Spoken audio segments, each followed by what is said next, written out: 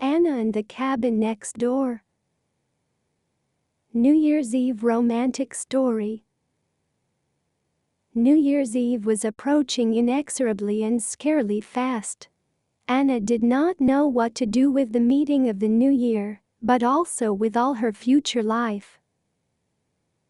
What happened to her recently that the young woman hid from all her family and friends in the silence of a remote and not at all popular winter resort in her area? Anna had recently broken up with her lover Elliot. The pain of this separation still lived in her soul, not letting go for a minute. But the young woman bravely held on, not showing anyone, as it seemed to her, how hard it was for her without a recent friend and lover. What had happened between the lovers? Elliot did not come to her birthday party on time. When he finally appeared at her door at the end of the evening, an anxious Anna reached him. Surrounded by friends and family, Elliot still could not articulate why he was absent. Anna was discouraged and amazed. She had trusted Elliot so much, and now he had set her up in front of all her family and friends, that she could not imagine what the reason for his absence could be except that he had found another woman and preferred her company to that of his old friend, that is, her Anna.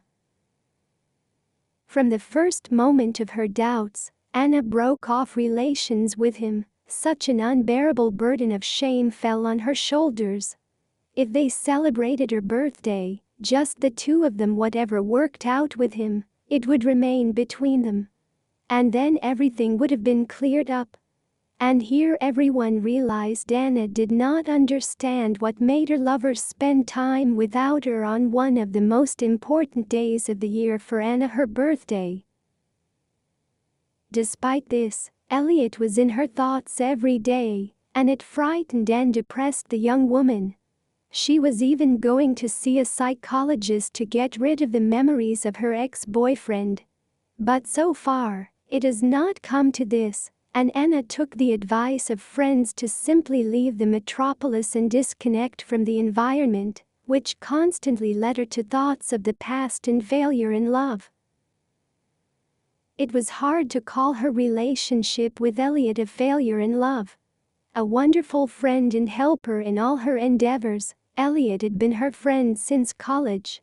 Their relationship had spiraled so quickly and flared into such a fiery flame of love that they themselves were a little scared what would follow it all. And indeed, this burst of supernova love was followed by a strange and painful breakup. Anna still could not understand what made her make this categorical decision to part with Elliot. But the decision had been made, and the woman realized that by saying it in front of all her guests, "I don't want to see him anymore." Anna sacrificed the opportunity to clarify her lover, which he failed to give her over the phone, when he called to inform her he could not attend her birthday party. The next day, Anna did not respond to his calls or texts. However, she could not avoid explaining herself to Elliot. He arrived at her house, stood at the door, and rang the doorbell until Anna came out to talk to him. Anna did not want to hear anything about the fact that Elliot had to fulfill an urgent assignment from his new boss, with whom Elliot, as a new employee who had gotten a prestigious job, had to build a constructive relationship and prove his willingness to work overtime hours.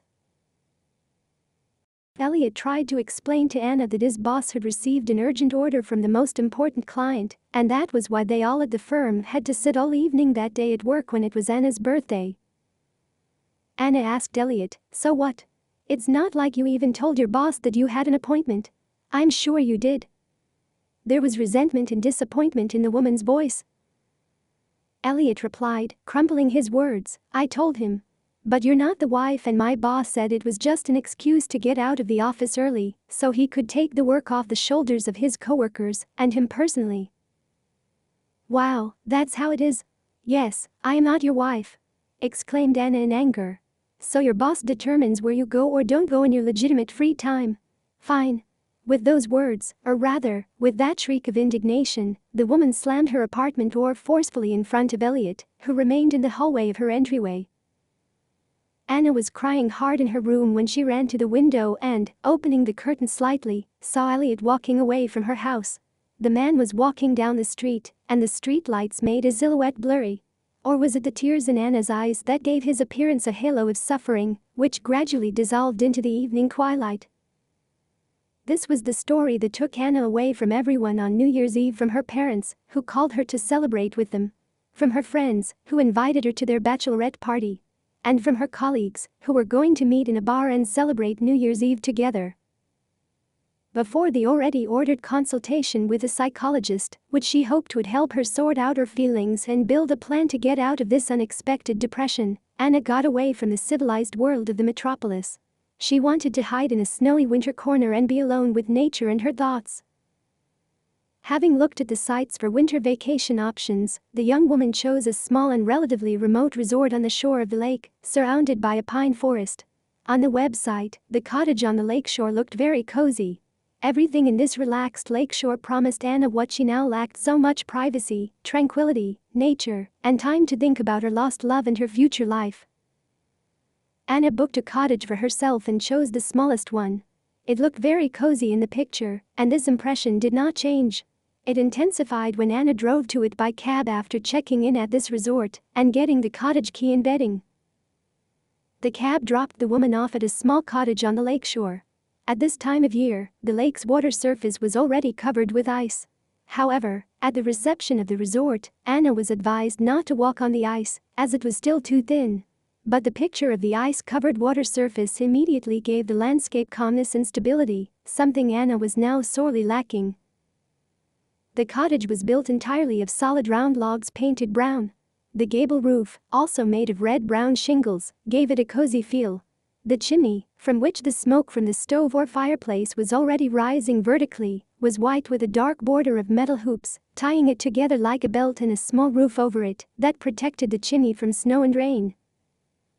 When Anna opened the front door of the cottage, a wave of coziness washed over her. The interior of the cottage was decorated in the local rustic style. A stone fireplace in the middle of the main room, plaids on the sofas around the fireplace, and a breathtaking view of the surrounding pine forest from a window, and a view of the lake from another window overlooking the veranda under the roof. Upon entering the cabin, Anna immediately realized this place was just for her.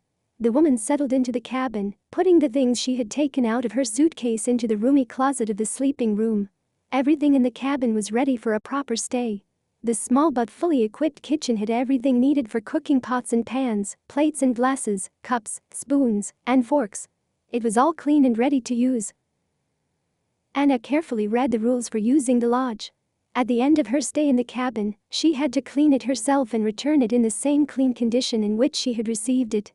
The woman did not see this as a problem after all. She had been given it at a very favorable price, so she had accepted all these conditions in advance when she ordered a cabin.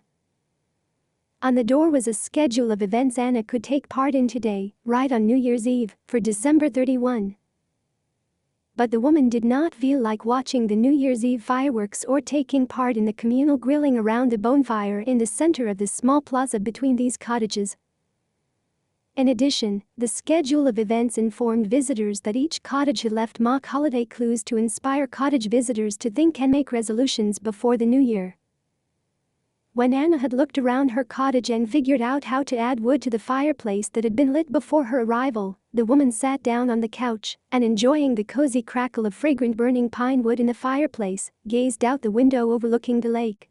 Darkness gradually dwindled in the lake, and Anna realized the weather had suddenly deteriorated. She had not thought about this when booking a vacation at this place. Checked the weather forecast. The wind outside the window was getting stronger, and the light snow, which had been snowing during the day when Anna arrived, had turned into a white wall of blizzard by evening. It was howling outside the window and making noise in the fireplace's chimney. Suddenly, the noise of a car engine was heard outside the window.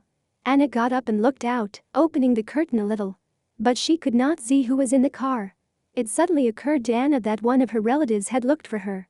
She checked the connection bar on her cell phone. Indeed, there was no connection.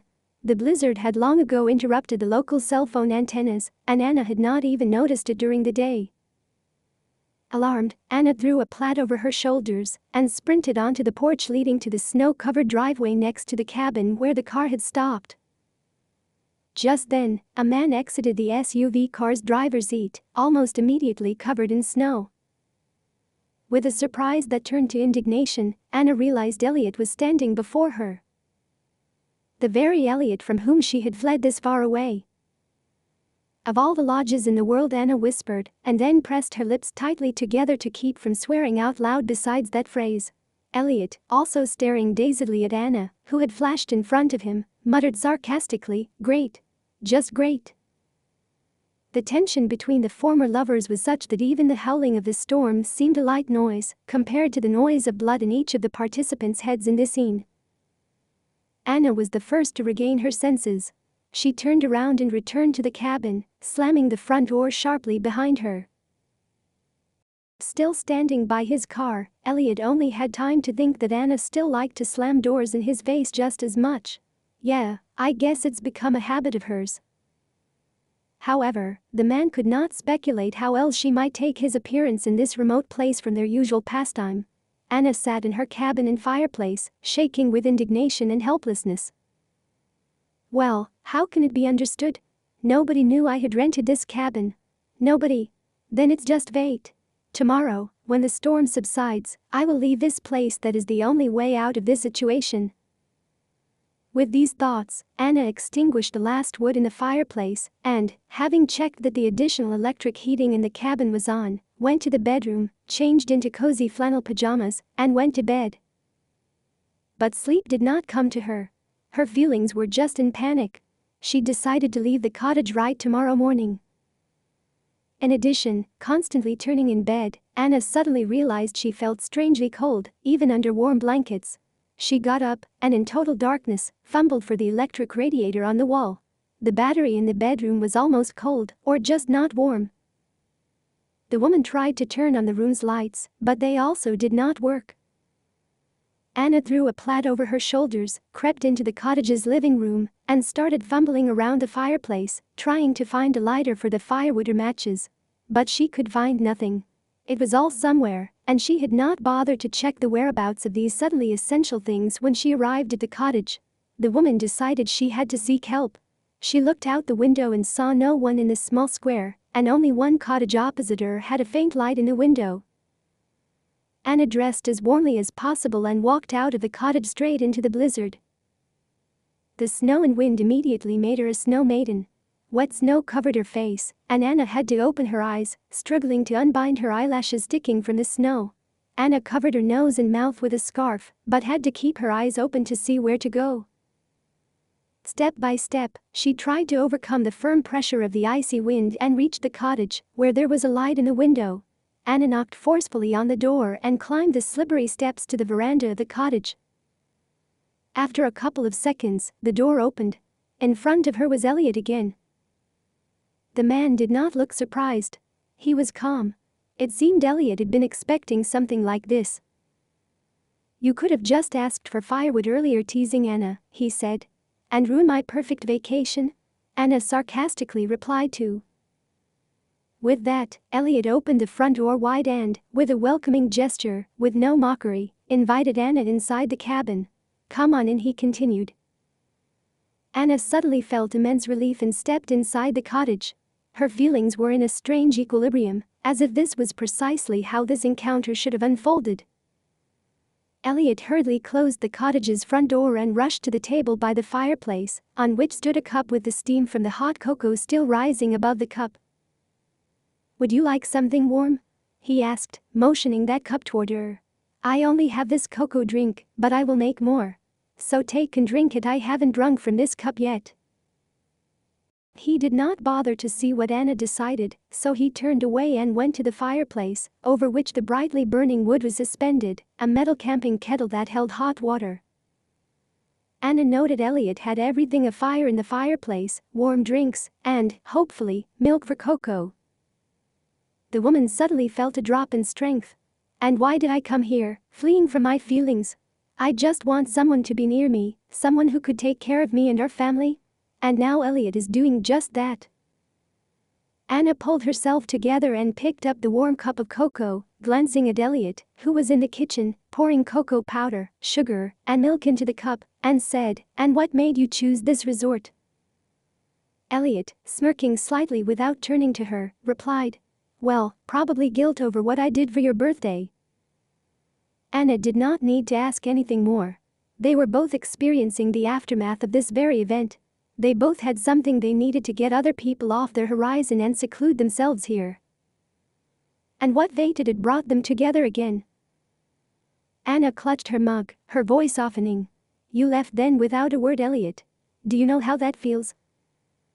Elliot turned to her and did not lower his gaze as he answered, "I thought I was doing you a favor. I thought that you'd be happier without me and my mistakes." Anna realized he had not mentioned how she had kicked him out, slamming the door in his face. Yes, he was being a gentleman now. Anna continued to ask, "So, can you at least now explain why you chose your job over my birthday invitation?" Elliot, carrying a cup of hot cocoa in his hand, did not answer right away, but just silently walked over and sat at the table across from Anna. Then he looked up at the woman and said, "Yes, simply because I'm a fool." Anna suddenly jumped in laughter. She covered her face with her palms, but the young woman's eyes followed Elliot through her slender fingers. "I want to stop holding on to the past. To live for myself and others again," Anna muttered. The man perked up. Anna was no longer running from him, and he finally talked to her about what had happened. "I want to be around people who matter to me. I want to be around you." Elliot's voice trembled slightly as he said those words. He dared to see Anna's reaction and continued his explanation. "I thought my boss would realize that I needed time for privacy. That's why I didn't have time to warn you in advance that I wouldn't be able to be at your birthday party because of work on a new urgent project. I'm just a fool and I won't make that mistake again. Will you forgive me?" The man slowly reached over the table and covered Anna's palm. His fingers squeezed her fingers lightly, and it seemed to Anna that what was coming from the mug of cocoa drink suddenly doubled in size. Warmth ran up her arms and flooded the woman's cheeks with a hot blush. Anna sat across from Elliot, stunned by her lover's confession and how bluntly he had admitted his guilt. She was also stunned by the way she reacted to his words and the light touch of his hand. "He loves me. He still loves me." The thoughts whirled around in her head. "And me, do I love him?" Anna felt her body answering that question on its own. Elliot, meanwhile, stared unabashedly into Anna's eyes. He saw both her blush and the embarrassment of the feelings that had come over her. It was so unexpected for both that they felt silent, immersed in their own experiences. "Do you remember that New Year's Eve when we promised to always be each other's midnight kiss?" the man whispered. "How could I forget?" Through the sudden onslaught of tears, Anna muttered. Elliot was no longer contemplating what he should do now. He decided he had to act now or never and get his beloved back, correcting the mistake that had almost cost them their beautiful love. Elliot gustily rose from his seat at the table across from Anna and was suddenly beside her. He got down on one knee and held out his hand to Anna, in which a tiny box made of dark blue velvet was out of nowhere. The box seemed even smaller than it was, for Elliot's palms were large, the real man's palms that Anna loved to touch. The young woman looked dazedly back and forth at Elliot in the box. "What is it? What does it mean?" was all she could utter, barely able to speak the words out of excitement. "Anna, will you marry me?" Elliot's voice was muffled with excitement. Anna did not realize what she was feeling: surprise, delight, and something else, too. But what was not in her feelings was the decision to push away his hand and his gift. Anna gently leaned toward Elliot, took his face in both palms, and intoned, "Yes, I will marry you. I do."